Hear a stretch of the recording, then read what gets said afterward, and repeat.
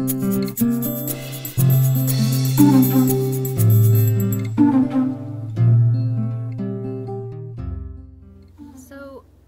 if you're in a place where you're feeling lost and confused and uncertain about what you want to do next, and in particular if you're feeling that around your livelihood, your career, it's easy to get stuck in your head. It's very easy to get stuck there, analyzing and trying to figure it out. And I actually want to invite you to take the journey down from your head and start to listen to your heart and your gut. You have a lot of wisdom there, and many of us don't give ourselves credit for that. So what I'd like to suggest that is, instead of you looking for a job and starting off, when you're at that nervous place about, oh my God, I don't know what's next, and you go try to look for a job, and look on search engines and all those other things, that I encourage you to just slow down. And that instead of looking for a job, my suggestion is that you maximize your role, that you make it your job to maximize your role. And role is an acronym. It stands for Return on Life Energy. And what that really means is that what you want to look at in your life is, where does your energy get drained and where do you get your energy gains from? And what you want to do is minimize the energy drains and maximize the energy gains. So in other words, what I suggest is get a piece of paper and write down what's draining your energy about work. You may already know this, but often it's important to just put it down on paper and be able to see it. And then pause for a minute and notice, how do you actually feel in your body when you read those things that drain your energy? So for example, when I used to be in management consulting, it drained my energy to spend a lot of the day sitting behind Excel spreadsheets, all day long at the computer. It was a real drain for me. And it was also a drain for me to be working on long-term corporate strategies, wondering what's going to happen at the end of this story. I was always so curious, but it was long-term. It felt so far away from me. And so if I wrote those two things down for myself, that at that time I would have probably felt, and I still probably feel, I do feel this heaviness, kind of a sour feeling in the pit of my stomach. You know those kinds of feelings, but don't bypass it. Actually take the time to write it down and check in with your body's reaction. And I say that because that's a signal. It's an instinct or an impulse inside of you, and everybody's got different ones. Some people really love doing corporate strategy. It lights them up. It gives them energy. But if those are the kinds of things that drain your energy, you want to pay attention to them. And I'll get to it in a moment, how to use those. But I encourage you to take the journey down and listen to what's your body saying to you. Because if you want a sensational life, it's important to pay attention to your sensations.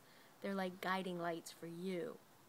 The other piece of it is to look at what lights you up. Where do you get your energy gains from? What are the kinds of activities or situations or people that you like to be with, that when you're in those situations, you get filled with energy? So for me, for example, one-on-one work, working with somebody really deeply, working on an issue that they're really trying to work through, feels really satisfying and filling for me. So what you want to do is write down, what are your energy gains? What are the things that when you do them, they fill you up with energy? And then when you write them down, you might notice that you feel tingly or bubbly or warm or open, or there's no right or wrong way to feel, but to notice that there's a different signature or different kind of DNA, different tone that you feel with the things that light you up. And the good news about that is that your body is giving you information. It's telling you from the form, the way you feel. If you're hunched up and rigid about something, it probably tells you that's not on purpose for you.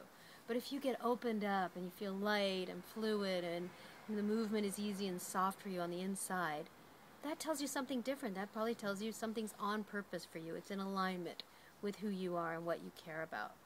So the next step then is to take your energy drains. And they're like what you're getting back from your body is like a compass indicator. So if what you really want to be doing is going north, finding those things that are in true alignment with you, your compass is telling you, hey, you're off. Maybe you're going south or you're going west. So great. So then what you do is you want to take those drains and tune them up and write them as desires. What is that telling you you actually desire? So if it's a drain for me to sit all day in front of an Excel spreadsheet, what I might desire is limited work in front of the computer, or I'd like to write at my computer and I'd only like to spend this amount of time, Or if it's a drain for me to work on big, long-term corporate strategy, maybe what I want is really personal, one-on-one work with people that's shorter term. Now, there's no right or wrong here for you. You want to think about how do you take what's draining your energy and turn it around to say, what is it that I actually desire? What is the indicator coming back from my drain? What's the signal about my body's telling me something? And you might actually take the time to put a hand on your heart or a hand on your belly or both and say, what is it I really desire? What is this drain telling me is my real desire? So it's a way to check in with yourself. So you write down what your desires are, and then you can look at your gains, those things that give you energy, that fill you up. And you might say, well, I'll just put those on my list of desires. And my sense would be, hey, wait a minute. What if you could tune those up just a little bit more? If they're just a few degrees off your true north, what would it take to tune those up? So if it's a real gain for me, for example, to work with people one-on-one, what kind of people might I like to work with? Or what might I like to work with them about? So for you, I just invite you to think about, when you look at your energy gains, how could you make them even more ideal for you? And then you can look over your list of desires, and there's really two ways to use this maximize your role, reducing your energy drains and maximizing your energy gains. One is the short term, what you can be doing. So every day you can be adding to your day a ritual that helps you to have more energy gains. So as an example, in my morning I wake up and I do some writing in my journal and I dance, and I spend a half hour doing some combination of those. Sometimes I'll write for the half hour, I'll dance for the half hour, I'll split it up, but I'll spend at least a half hour filling myself with energy, because that helps me in two ways. One is it helps me to have more energy to be able to go through my day, and it also helps me to manage those drains better. Some drains I won't be able to control, but I can also look through my day and say, is there something that's frustrating me, and do I really need to keep putting my energy there, or could I move my energy and attention to something that's a gain for me? And for each of us, the way we do that may be different. And then there's also the long term, what you want to do about your role. So if you look at that list of desires, what does that start to tell you you're wanting more of in your life?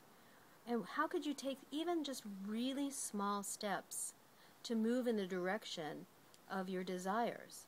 So it might be that you take a class, or you call somebody who shares an interest with you, or you go investigate something, you take a trip, that you start planning. Even the planning steps of those will move you in the direction of your desires. And what I find in making transformation in our life is that it's generally not revolutionary. It's not that you're going to make this list of your drains and your gains and find your desires and, boom, I've maximized my role, poof, it's all taken care of. It doesn't usually happen in a big poof.